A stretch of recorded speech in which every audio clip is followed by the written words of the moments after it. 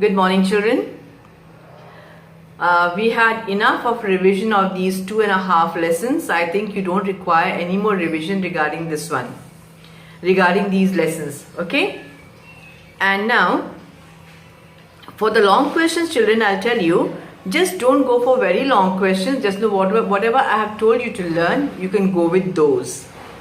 Like from this lesson, you can, from the last lesson what I've taught you, that is India, a diverse country, you can go with the question, see on page number 40, name the southern tip of mainland of India. And then, what is the mainland area of India? Who are our neighbors across the sea? Name the hot wind that blows in summer season. Name the 4 major types of forests found in India. What are evergreen forests? Name the trees found in the deciduous forest. And what are the products obtained from the forest? Okay, these are enough questions you got to learn. And of course, read the lessons for fill in the blank, for the objective type questions, whether they are fill in the blanks or whether they are true and false, whether they are match the columns or cross out the wrong ones and tick mark the right ones, okay? And now, regarding I was so sorry that I could not upload the video today in the right time because of the severe network problem, but I did it. Later on I did it and hopefully you must have seen it. Now there are a lot of project work. Project work you have completed for that I had given you lunar eclipse and solar eclipse, okay?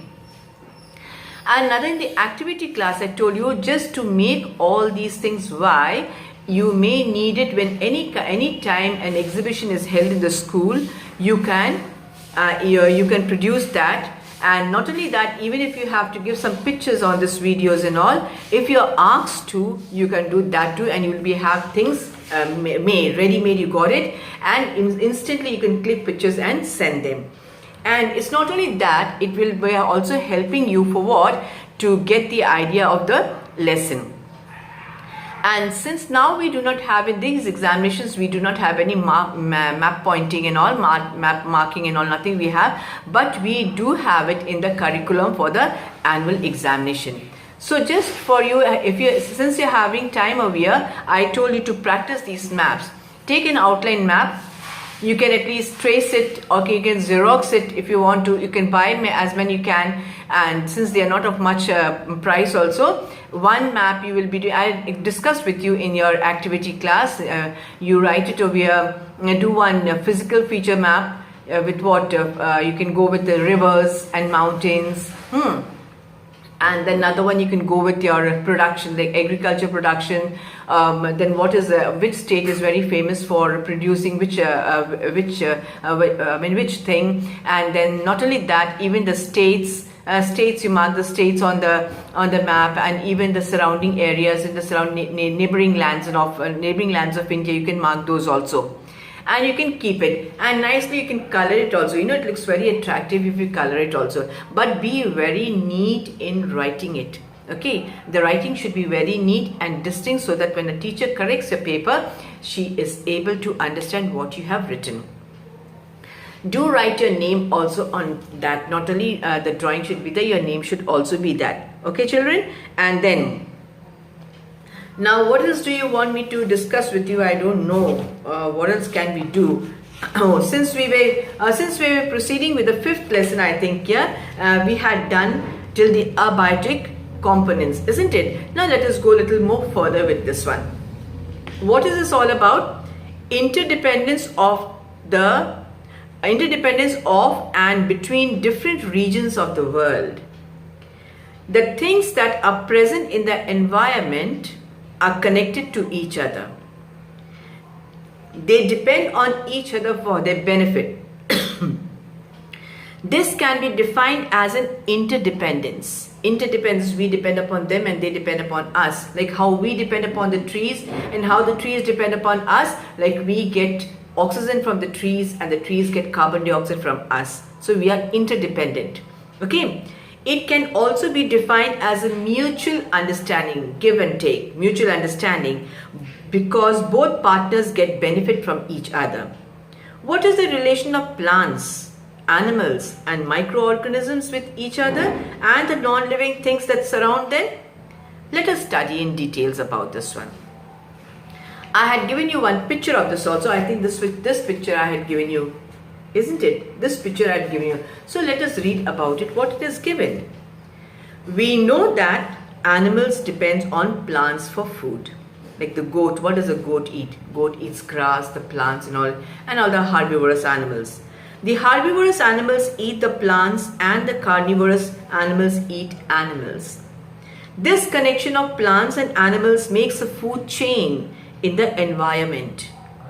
Food chain is a series of organisms that depend on next as a source of food. In the jungle, the smaller animals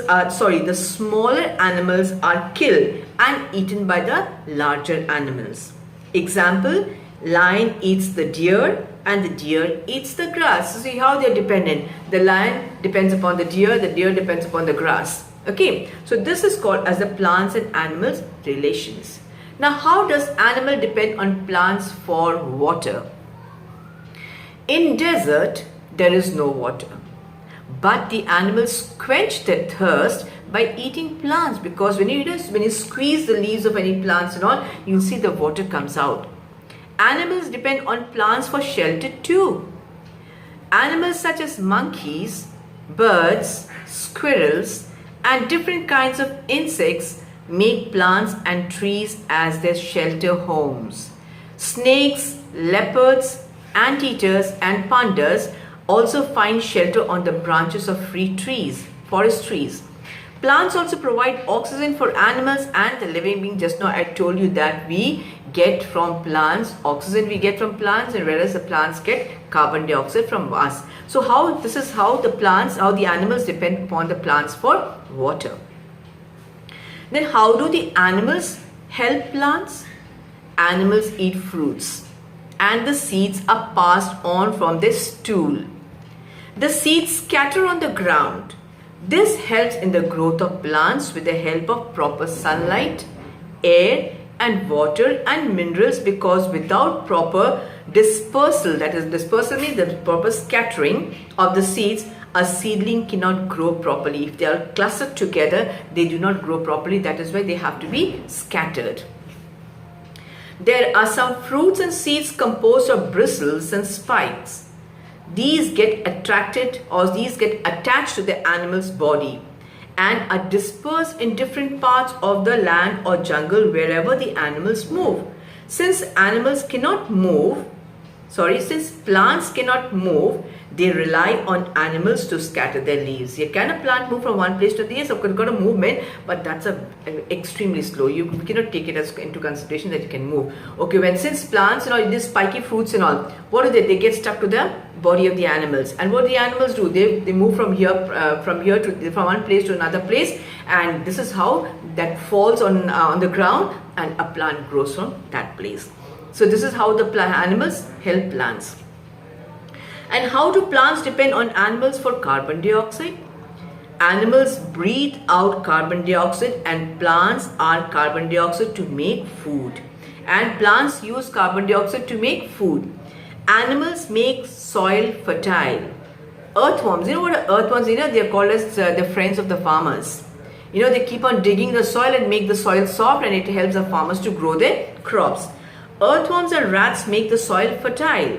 Some bacteria and fungi also help in the decaying of dead plants and animals. We get humus. Humus is a very good soil for growing crops.